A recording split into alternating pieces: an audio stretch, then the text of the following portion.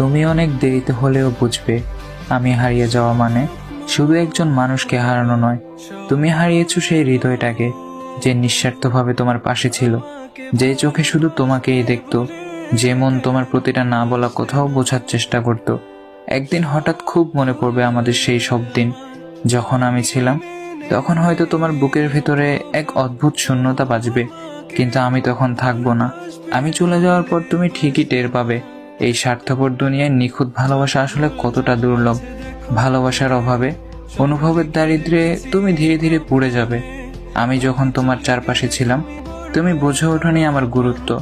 অথচ আমি হারিয়ে গেলে হয়তো একদিন বাতাসের হঠাৎ নিঃশ্বাসে, মেঘের বিষণ্ণতায়, নদীর একাকিত্বে বা পাহাড়ের নিস্তব্ধতায় তুমি আমাকে ঠিকই খুঁজে পাবে। কিন্তু সে পাওয়াটা হবে শুধু অনুভবে, বাস্তবে নয়।